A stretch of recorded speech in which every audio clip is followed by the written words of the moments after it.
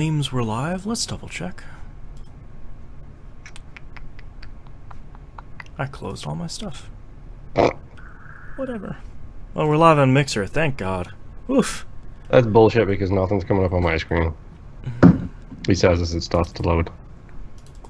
I got a commercial on Twitch. Hey, nice. We don't see any of that money. This advert does not support. Yeah. I think I'd seen one the other day that says this advertisement supports Twitch. It's like, oh, great, thanks. Moonpier's body is ready. I don't know why that's my thing though, but apparently that's my fucking thing. Yeah. Also, it gives me an idea of the delay between chat and me. Right. Okay. Are you guys ready to start? Let's just do this while I forget my windows are open and sirens are happening. Sure, yeah. It's so hot here today. It's 95. Just so leave the fucking windows open. Yeah, I can't close it today because it was 95 earlier, and I bet it's way worse now. Nice haircut, by the way. Thank you. It's only 94. All right, let's close the house back up. It's a nice smooth 74 here right now. Nice. It's like we traded temperatures. Yep. All right. Are we ready? Let's do it. Let's get started in 3, 2, 1. It's the third Saturday of the month, sort of. So we'll get. We're here to talk about the latest TVGP Game Club. We had to reschedule, and I just have the intro all ready to go. It's in the chamber. It's fine. Yeah, it's okay. Don't break the illusion, Boston. You're breaking the illusion. I know. It's going to go live on the feed anyway, so. We're here to talk about Thomas Was Alone, Mike Bithel's BAFTA award-winning Thomas Was Alone. Thank you. Let's get all the details of the game out of the way here at the beginning. Released June 30th, 2012, developed by Mike Bithell. Published by Mike Bithell or Curve Digital or Limited Run Games, depending on which version you have. Yep. It came out on PC, OS X, PS3, Vita, Linux, iOS, Android, Xbox One, PS4, and Wii U. There we go. And maybe Switch soon in the future. And if it does, go play it on Switch. Time travel Metacritic ranges from 77 at the low end on the PC release, all the way up to 88 on the iOS release. So it's... How did the iOS one get a higher rating? Usually it's the inverse. I feel like because it came out the latest, everyone's like, hey, it's Thomas Was Alone, that's great indie game, it's whatever. So it probably controls really well too. I meant to play that version. OpenCritic did not have a rating for it because it came out too early. So they don't have it. Peers for the release date, Lollipop Chainsaw, which is a game I had completely forgotten about. That's what I was playing at the time then. Yep. Yeah. Same here. I was playing the same thing, and also it's probably the most diametrically opposed to this game that you could possibly get. Well, I've got another one here on the list. Number 3 is even more opposed. Okay. Second one was Pokemon Conquest. This is when Nobuga's Ambition plus Pokemon on that 3DS game. Okay, move on. That was weird. The most diametrically opposed one, Spec Ops: The Line, came out. Oh, wow. Thomas Was Alone versus the Horrors of War. Thank you, by the way, because I was thinking about that game the other day, and I could not think of the name of it. Yeah. And coincidentally, now I know the name of it. Spec Ops: The Line is really good. It's an amazing game. Yeah. The Walking Dead Episode 2, Starved for Help, came out, which is probably what we were mostly talking about on TVGP at the time. Man, that was a dark game year, wasn't it? Yeah. Spelunky came out on XBLA, so it's like the second wave of Spelunky after its hugely important PC release, and then the remake, the kind of remake, came out on XBLA. Theatrhythm, Final Fantasy came out on 3DS. And lastly, another indie darling, probably one of the hardest video games you'll play, La Mulana, came out on PC. Yep, nope, I'm good, thank you. Yeah, that game is stupid hard. As we ask every month, top of the pile, middle of the pack, or overlooked? What do we think? This is a difficult one. Yeah. Because I think the week it came out, this thing was overlooked. I think Okay. very, very quickly, like 2 weeks, 3 weeks, 4 weeks later, when people started playing this feels to me, especially at the time, I distinctly remember this being a word of mouth bomb, where Yeah. it's like suddenly everybody is talking about it and everybody is raving about how good it is. Yeah, because everybody's first impression when it came out was, oh, cool, it's a puzzle game with shapes. Fantastic, thank you. And, like, you're right, a couple weeks later, everyone's like, dude, you gotta play that shapes game. It's not what it is. You just gotta play it.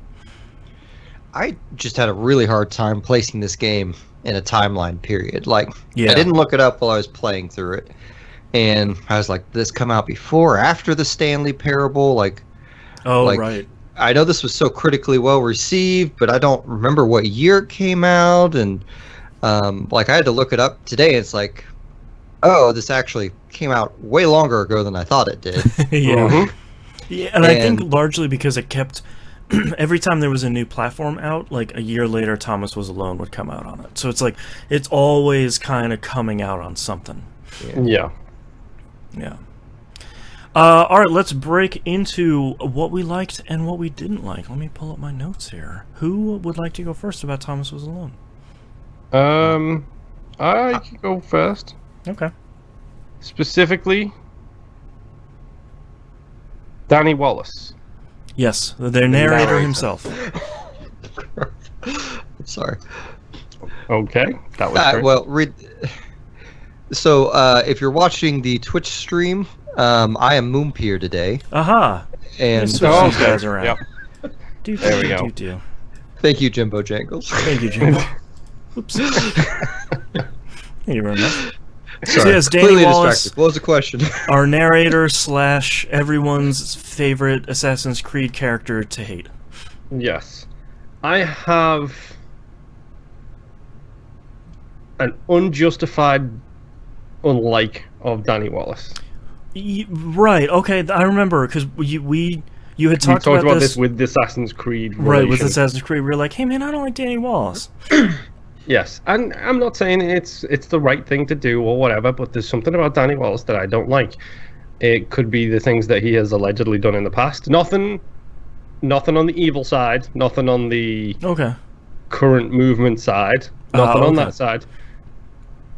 Just some things about his relationship with his friends that I'm not a huge fan of. Okay.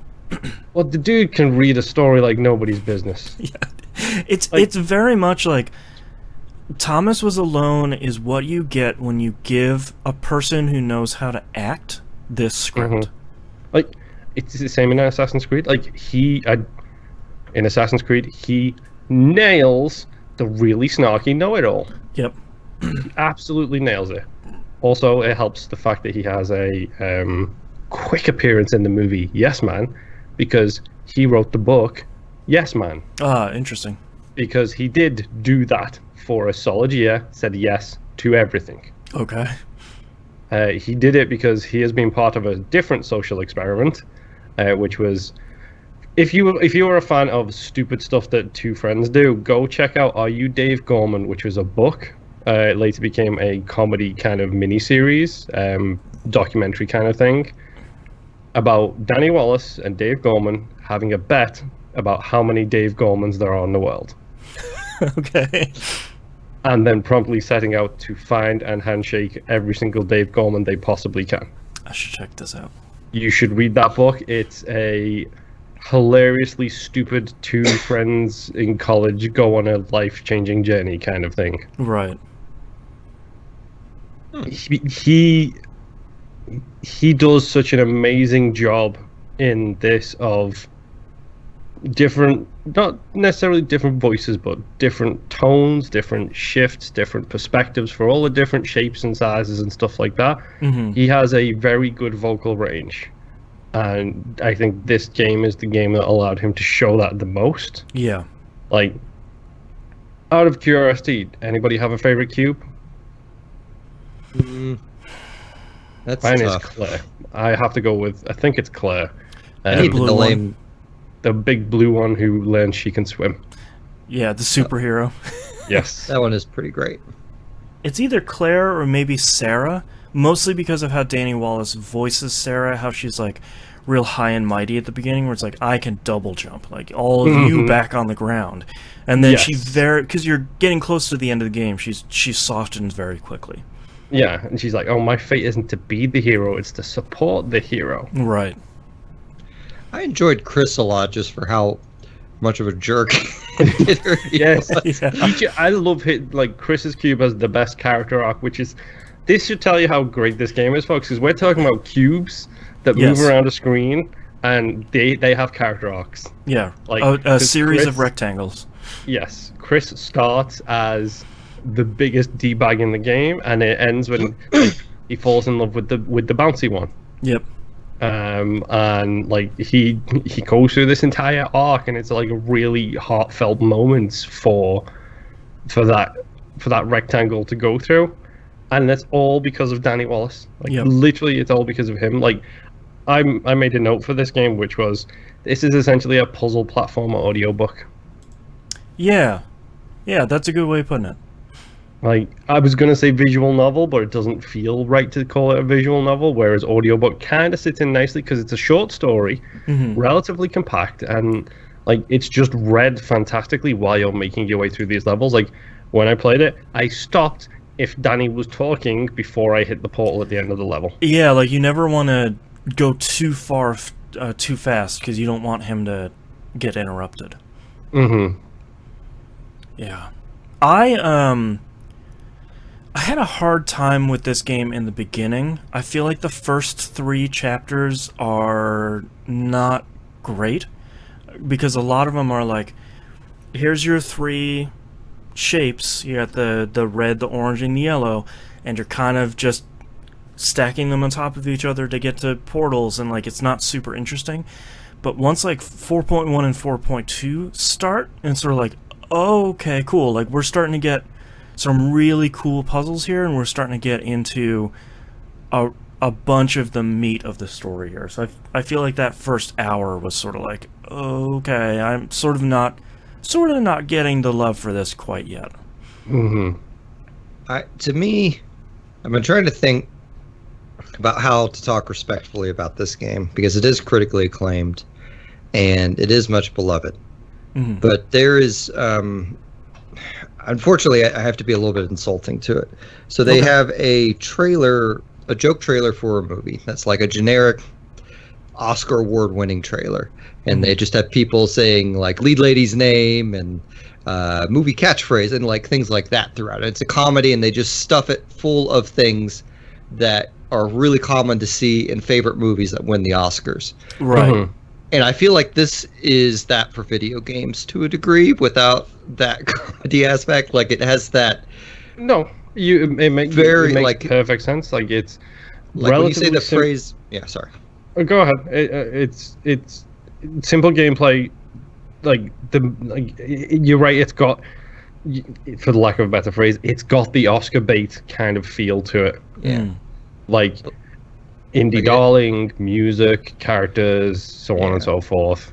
You have the kind of indie, whimsical piano with the. I guess it probably didn't have any guitar in there. Now I come to think of it, but the it's a platformer, which is a hugely critically popular genre for indie devs to hit, and also like you think about like the big names like Braid was a platformer. Mm-hmm. Super Meat Boy is a platformer. I feel like Thomas Was Alone might have the Seinfeld problem, where if you didn't grow up watching Seinfeld when it was on, you have watched all the stuff that was influenced by it and sort of took that ball and ran with it, and you go back to watch Seinfeld and you're sort of like, okay, like yeah, it's funny, but like these 5 other things did this same thing even funnier. And it's like, well, yeah, but here's like the germ where it began, and I feel like maybe you're having that not issue but that experience with Thomas Was Alone, where it's like, yeah, I get it, but like that's 7 a really good ago. Analogy.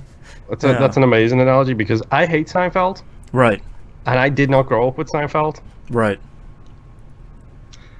Yeah, I think you hit the nail on the head with that. comment. Like, because I was thinking that while I was like not of Seinfeld, but just of maybe this game would have meant more to me had I played it when it came out. You know, maybe this is the Seinfeld or the Neuromancer or something that does everything that everyone else did. Like, and I know I mentioned Stanley Parable earlier. Like, Stanley Parable for PC as a mod for Half-Life 2 came out before this. But the Stanley Parable that everyone played didn't come out till like a year after this, in like I think 2013. So when I started playing this, I'm like, oh, this is like Stanley Parable, but not as good as Narrator. Like, right? Yeah, they feel like they share similar DNA. Yeah, but it's that, and I think also part of it too is like both games use kind of this. I'm pretty sure, I don't know if this is the actual thing to call it, but this is what I've been calling it. I call it the comedy of manners. It's that kind of overly polite English kind of comedy drama. I have no idea what you're talking about, young man. It's right. It's the pardon me, sir, I don't appreciate what you're saying when you really, mean to tell them to F off type thing. It's like the exact reason why you get an English person to voice actor game. Because like there's that, it carries that thing, like it carries that weight to it. It has that academic feel, right, and it makes the jokes have a certain tone to them. Like I think of the Jonathan Strange TV show and book. I forget what it's called, but anyway, it doesn't matter. It's another one that I would throw in that area. I think like Jane Austen books probably fall in that area, but I may be wrong because I've never read one, so I don't know. Anyway, I think I mostly enjoyed the game, despite me not particularly liking platformers a lot. I appreciated moving between the rectangles. I appreciated that I didn't like. It wasn't a platforming puzzle. It was more of a puzzle that involves platforming. Exactly. Right. And the puzzles were such that I didn't have to spend hours pining over. It wasn't like I really liked The Witness, but I was never going to solve that game. Right. I haven't even started that. I don't. Witness was like my game of the year that year, and we didn't finish it. So like, don't feel badly.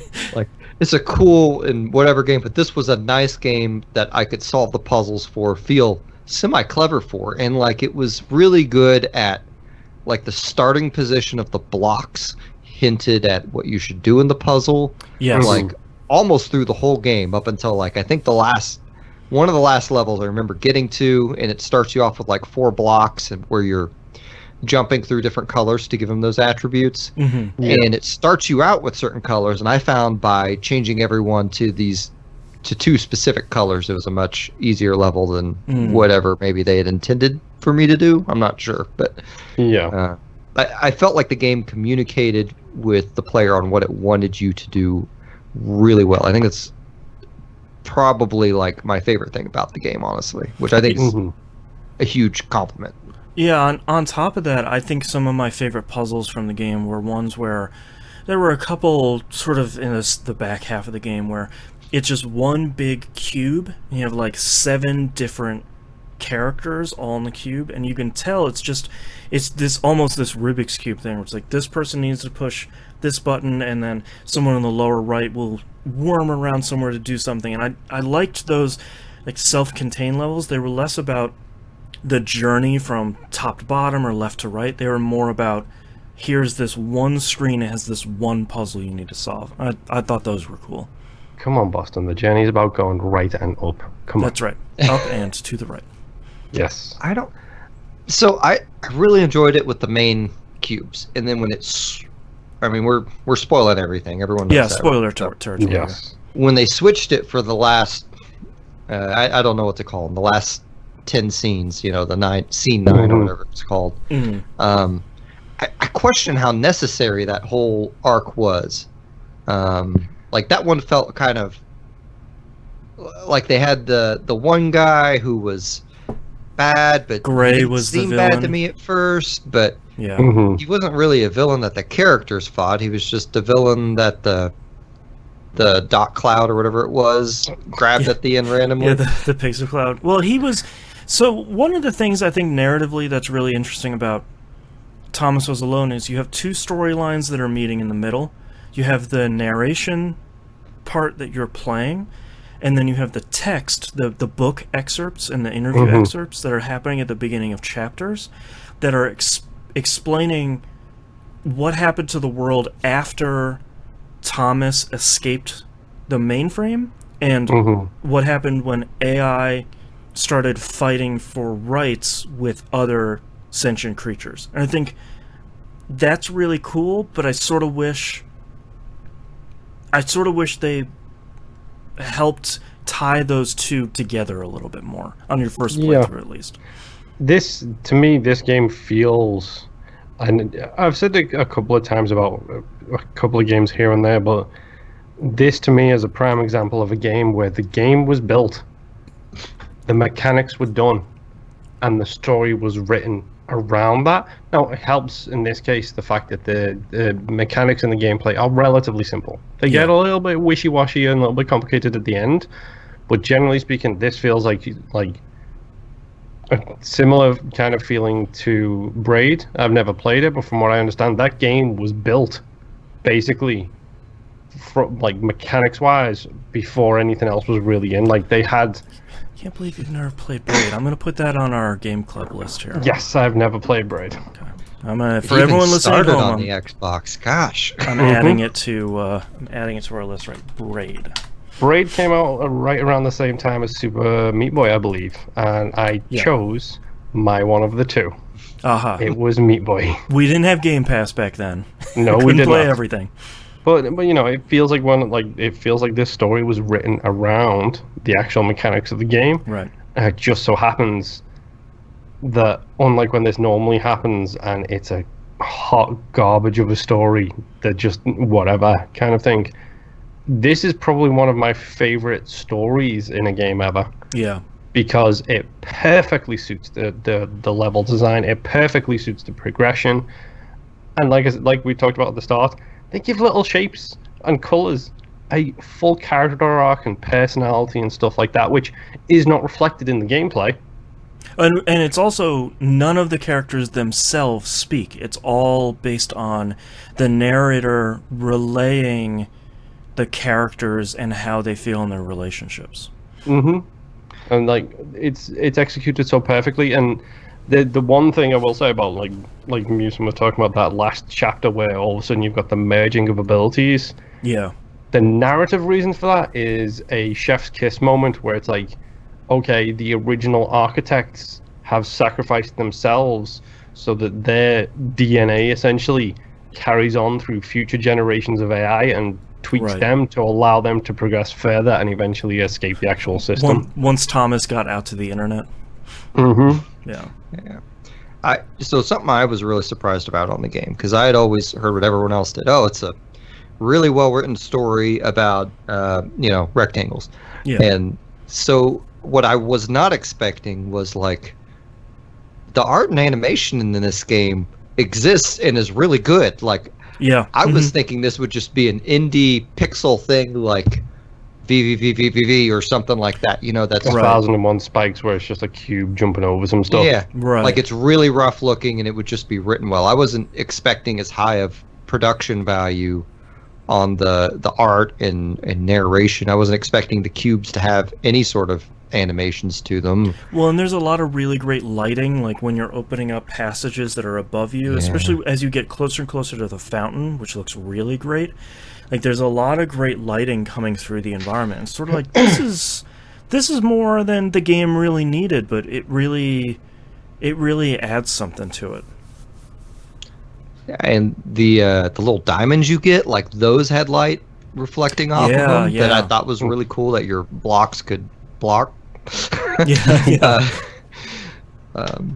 It was I just didn't, for someone's first game, this is just so hugely polished. Like, it's funny because I was reading some interviews and he's like, I made a prototype during a 24-hour game jam, and then I made this game because I wanted to learn how to write stuff in Unity, so I made Thomas Was Alone. It's like, come on, man.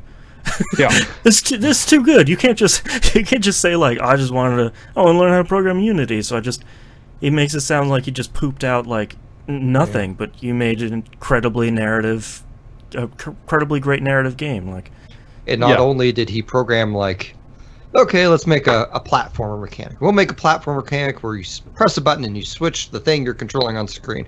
Yeah. Now you're going to press a button and switch which direction the physics go for this other character who is completely like, I mean, I guess that was probably not as, now that I've said that aloud, that probably was just like, I mean, what do you think? Like they put a negative number in front of everything else. It probably is as difficult as I think, but it sounds difficult to me. It's impressive for a game that, I think this is what I think of. Thomas Was Alone is what I think of when I think of a really great indie game, is that it is a game that does something simple and then starts to peel back the layers. We've been talking a lot about Braid. Braid does time mechanics, and then that's the first level, and the second level is another time mechanic, and the third level is different, and like it's still the same core mechanic, just like Thomas Was Alone, but you're sort of peeling layers back on it. And I think that is when, I think that's part of what makes Thomas Was Alone so incredible. Is it's a story about a bunch of shapes that jump, or sorry, jumping rectangles, but it's about way more than that, and the puzzles are way more than that in a way that sure, it's still a bunch of jumping rectangles, but it's so crazy good. Mm-hmm.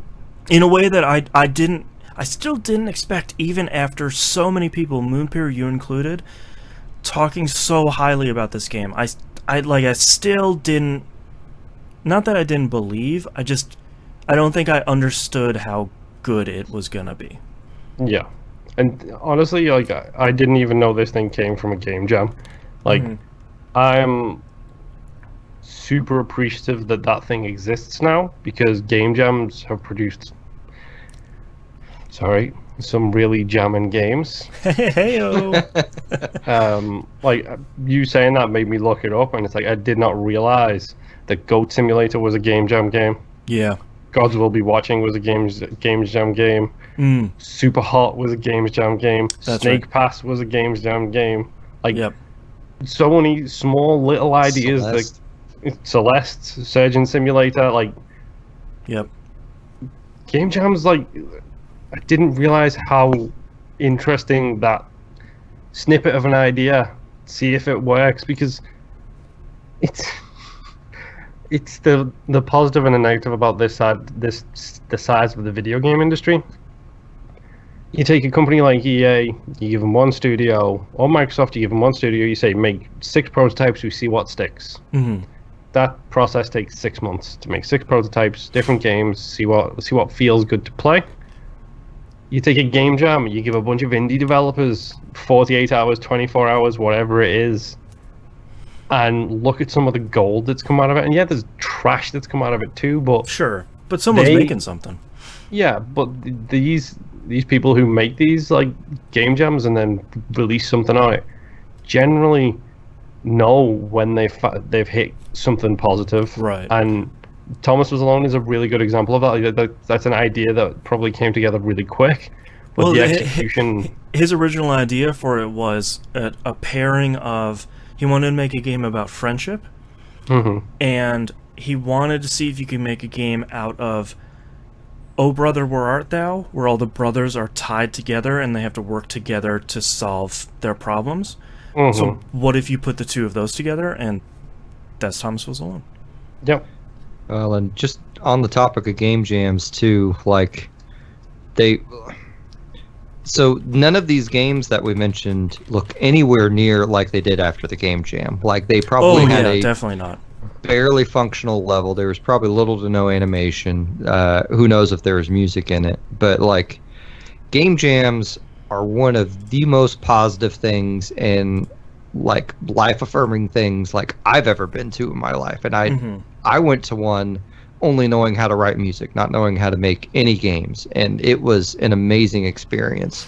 Yeah. And I highly recommend anyone who is even just remotely thinking about it. Like most of these game jams, especially like Global Game Jam in January, like a lot of these are open, and most of the indie devs, like you can just show up and hang out with them and learn how to make a game with them. Right. And Or like brainstorm with them. if you do art or music or something, like you will find someone that will do something. Yeah. Or there's local game jams, or some of my favorite ones are ones that have a theme where it's like we're gonna make this game jam about cats and just make something that has to do with cats. The Giant Bomb Game Jam is always hilarious. Yes, the that's stuff that comes out of that. Yeah. Well, and like the Global Game Jam one, they like it's a worldwide event.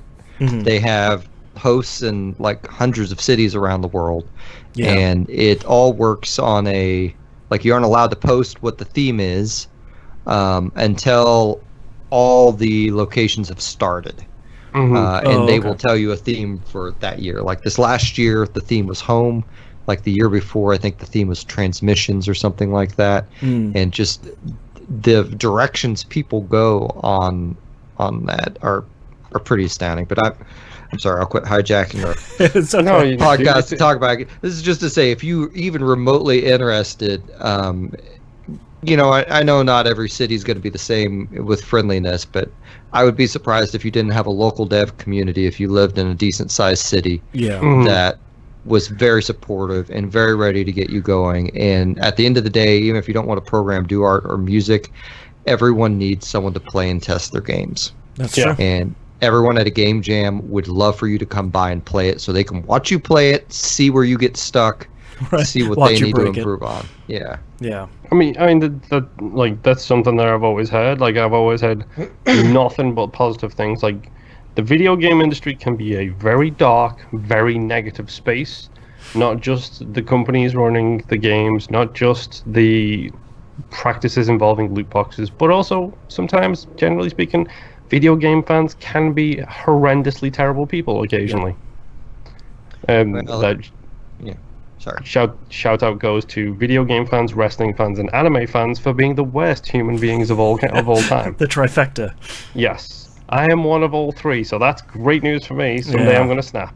Well, I mean, I keep seeing pictures of sports fans burn cars, so it may just be fandoms in general. Yeah, that's fair. True. Yeah. But yeah, it's like it's a supportive space is what I hear every time I hear people talk about game jams. It's like, oh well, your artist didn't show up. Well, here you go. Here's two other teams. Their artist's going to do some work for your team as well, just because you don't have an artist anymore. It's like nothing but support for each other, and that's kind of great. Well, I mean, you show up, you stay probably in a building or a room with the other teams there. You are probably working with people you've never worked with before. You have resources in that you can talk to anyone in the room for ideas or to move around or to share assets or whatnot. You don't have a company expecting you to make dollars out of something. All you are there doing is, hey, I have a fun, stupid idea. What do you guys think about this? Right. And then you slowly try to whittle it down to one mechanic and something you can make in a couple days. You know, it's awesome. Yeah. All right. Any closing thoughts about Thomas Was Alone? We talked a lot about rectangles and how good this game is. Yeah, I genuinely love this game. Like, yeah, me too. I played through it twice. I think I played through it once a while ago, and I again recently. 4,000 games ago. Thank you very much, Thomas Was Alone. There you go. For this episode, I actually just watched a no commentary full playthrough. Which, guess what? It's like an audiobook. Yeah. And it's like watching it, like seeing like some of the puzzles reminded me how I solved them and how I did things like that. But then it's like, yeah, I remember this moment, and I remember the story, and I remember that thing, and like Apologies for this bird. I barely can hear it, dude. You're fine. Okay. I just the game plays so simply, but does such a good job. Sorry to do this, but it reminds me of Edith Finch. Very super simple gameplay, which is brought way above that gameplay with the story, with how it hooks you in, with things like that. Like Edith Finch, if you took the story out of that game, you'd just be like, okay, yeah, whatever. Yeah. But that thing is made or break on its story, and I feel Thomas Was Alone is the same. You give me the rectangles, that's a cool puzzle platformer that I can get an easy 1,000 gamer score in. You give me the story, the AI, the future, the past, the present, the whole thing all kind of mixed in together, and it's like, okay, now you've made a game that's potentially a game changer. Yeah. Yeah, I really like the game. I don't think I love it as much as you guys, but I also just think I missed that window. And sometimes I can create that appreciation in myself. I can still appreciate, like, it's still an extremely well made game, but it also has it's really just me, not the game. Right. I did enjoy the narration. It kind of made me want to play Stanley Parable more. And more excited about that Switch release coming up. But like, despite my ragging on the soundtrack for being stereotypical indie game music, maybe not indie movie music, really. Like, it still is a good soundtrack. It still fit the mood of the game. It was, I thought it might a little like over dramatic at times, but I think it still worked. And I of the opinion that you probably already own this on something and don't realize it, so you may as well spend the 3 or 4 hours and play it. Yeah, exactly. I agree. I think it's a fantastic game, and I wish I had played it sooner, but I'm very happy that we're continuing to do Game Club to play more great games that we have missed. What platforms did we all play on, by the way? PS4. Something we usually do. PS4. PS4. Xbox One. Okay. Let's talk about our next game then, chosen by you, the patrons. We're going to play Grow Home, which came out on PC and PS4, and is that it? I believe that's it, yes. Okay, because I think the second one came out to a lot more platforms. Yes, the second one, because it was I think Sony ponied up some of that indie money when the PS4 was first launching to get Ubisoft, I think it is, to make it a PS4 exclusive. Gotcha. I think it's a Ubisoft game. I believe so, yeah. Alright, yeah, so we'll play Grow Home. We'll have a month to play that guy, or robot plant climbing something. We'll find out in about 4 weeks. I feel bad because Musum's got to play another platformer. Yeah. That is just the nature of this podcast. I enjoy podcasting with you guys and talking about games too much to do more than remind the audience that I'm really not fond of platformers. Please don't hate me for it. Yeah, unfortunately, Dream Daddy was the one I was hoping was going to win, and it so just close. Missed out by 1 vote. So yeah, I got mine. I'm so disappointed. Yeah, it'll get on the list someday. So, all right, thank you very much, everyone, for listening. We'll see you all next month. Bye. Bye. Bye. And thanks for watching the live stream, everyone. Bye.